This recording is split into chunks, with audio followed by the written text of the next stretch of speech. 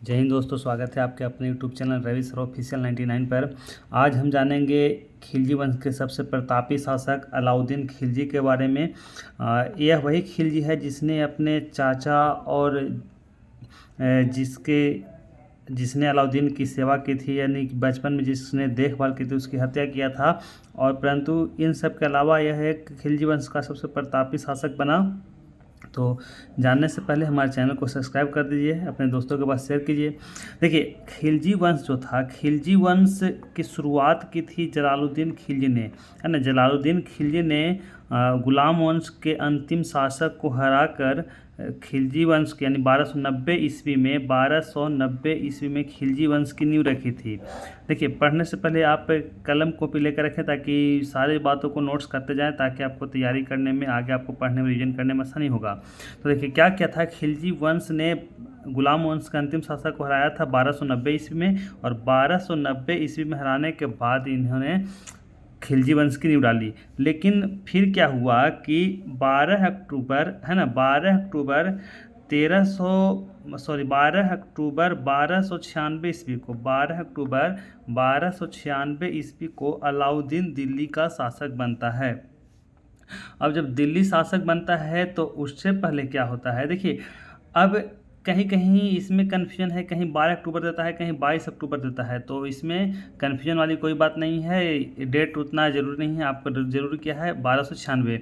यदि कहीं अगर 22 अक्टूबर दे तो आप कन्फ्यूजन ना हो, 22 अक्टूबर भी आप मान सकते हैं। तो 22 अक्टूबर या फिर 12 अक्टूबर को, तो 12 अक्टूबर 1296 ईस्वी को या फिर 22 अक्टूबर 1296 ईस्वी को दिल्ली का सुल्तान बना कौन, अलाउद्दीन।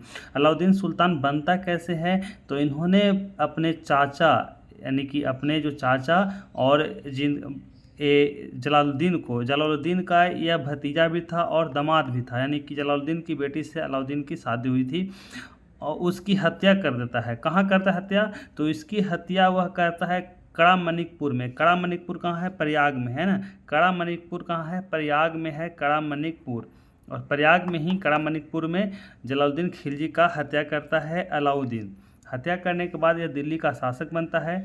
अब अलाउद्दीन खिलजी के बचपन का नाम जो था वह अली और गुरसाप्स। यदि क्वेश्चन एग्जाम में आ जाए कि अलाउद्दीन खिलजी के बचपन का क्या नाम था, तो अली भी था और गुरसाप्स भी था। या फिर ऐसे क्वेश्चन आ सकता है कि अली किसके बचपन का नाम था या गुरसाप्स किसके बचपन का नाम था, तो अलाउद्दीन खिलजी का। तो क्वेश्चन कैसे भी घुमा के दे सकता है, आपको सभी तरीके से तैयारी करना है। तो देखिए, अब क्या हुआ कि जब दिल्ली का शासक बन गया तो सबसे पहले जो है दक्षिण भारत जो था, दक्षिण भारत पर विजय पाना बहुत मुश्किल था, है ना। उस समय दक्षिण भारत के जो राजा थे बहुत ही प्रतापी और सुसंगठित थे।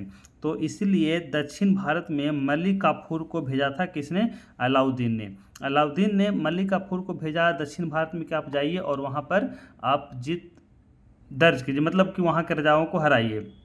देखिए, मलिक काफूर के बारे में हम जानते हैं कि मलिक काफूर को खंभात बंदरगाह के जीतने के दौरान, है ना, जब अलाउद्दीन ने खंभात बंदरगाह को जीता था तो उसी के दौरान मलिक काफूर को खरीदा था। और मलिक काफूर जो है वह बहुत ही योग्य सेनापति था। अलाउद्दीन के कई युद्ध तो मलिक काफूर ने खुद जितवाए थे। देखिए, अलाउद्दीन ने निर्माण क्या क्या करवाया था, तो अलाउद्दीन ने निर्माण किया था जमैयत, है ना, जमैयत, खाना मस्जिद, अलाई दरवाज़ा और सीरी का किला, है ना।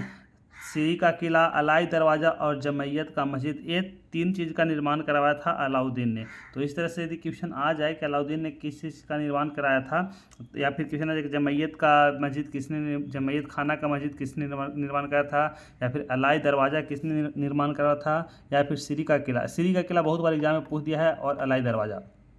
तो इसीलिए आपको याद करना ज़रूरी है और इसको आप याद रख सकते हैं। देखिए, अलाउद्दीन जो था वह सिकंदर ए सानी, खुद को, अपने आप को सिकंदर ए सानी के नाम से बुलाता था, मतलब कि अपने आप को सिकंदर ए सानी बुलाता था। अब देखिए, अलाउद्दीन के समय ही मंगोलों ने 6 बार आक्रमण किया था, है ना। अलाउद्दीन को मंगोलों ने परेशान कर रखा था, इसको परेशान किया था, और 6 बार इसके समय, मतलब कि 1297 से लेके 1306 ईस्वी तक, 1297 से लेके 1306 ईस्वी तक मंगोलों ने 6 बार आक्रमण कर चुके थे अलाउद्दीन के समय यानी कह सकते हैं दिल्ली पर। अब देखिए वह 6 बार के तो पहला बार था 1297 में।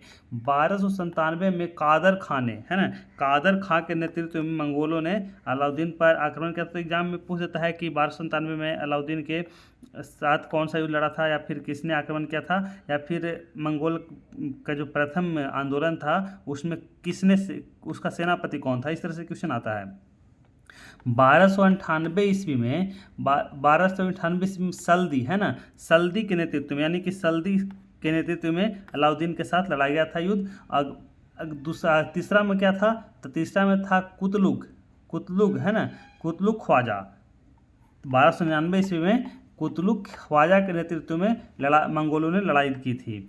1303 ईस्वी में, यानी कि चौथी जो युद्ध थी 1303 ईस्वी में, वह तारगी किसके नेतृत्व में, तो तारगी के नेतृत्व में मंगोलों ने अलाउद्दीन के ऊपर आक्रमण किया था। और पांचवा जो था वह 1305, कितना में, 1305 ईस्वी में कौन था, तो अली बेग और ततार्क। कौन था, अली बेग और ततार्क। ये सब आप नोट्स करते जाइए ताकि आपको मतलब कि अलाउद्दीन के बारे में फिर कहीं से कोई पढ़ने की जरूरत ना पड़े, आप आसानी से इसको याद कर सकते हैं। तो कौन था, अली बेग और ततार्क के नेतृत्व में मंगोलों ने आक्रमण किया था। कब, 1305 ईस्वी में। 1306 ईस्वी में कवक और इकबालामंद, है ना, इकबालमंद, कवक और इकबालमंद के नेतृत्व में मंगोलों ने आक्रमण किया था अलाउद्दीन। तो ये 6 आक्रमण जो है वह इंपॉर्टेंट है, ये आपको याद करने की जरूरत है। अब जो है अलाउद्दीन एक योग सेनापति, है ना, शासक के साथ साथ एक योग सेनापति था। उसे पता था कि किसी भी राज्य को जीतने के लिए, किसी भी क्षेत्र को जीतने के लिए हमें सेनापति को मजबूत करना अति आवश्यक है। इसलिए उन्होंने सेना में क्या किया था, नगद वेतन, जो पहले भूमि दिया जाता था तो इसको हटाकर क्या किया था, नगद वेतन का आरंभ कर दिया था ताकि सेना और संगठित हो सके। उसने घोड़ा दागने की प्रथा की शुरुआत की थी, यानी कि सैनिकों की जो घोड़ा होती थी उसको पहचानने के लिए घोड़ा दागने की प्रथा। अस्थाई सेना रखना चालू कर दिया, मतलब नगद वेतन देकर अस्थाई सेना रखता था। और वह सैनिकों के लिए एक अलग से हुलिया, यानी कि सैनिकों की हुलिया। और ये देखिए, नगद वेतन, अस्थाई सेना, घोड़ा दागना, सैनिकों की हुलिया, ये सारे जो फैक्ट हैं वह सभी एग्जाम में पूछ चुके हैं। मतलब ये जितने भी एग्जाम होते हैं लगभग एग्जामों में अलाउद्दीन से यही क्वेश्चन पूछता है, तो आपको ये याद करने की ज़रूरत है और बहुत इंपॉर्टेंट है। अंत में हम कह सकते हैं कि अलाउद्दीन की मृत्यु जो होती है वह 5 जनवरी 1316 ईस्वी को हो जाती है।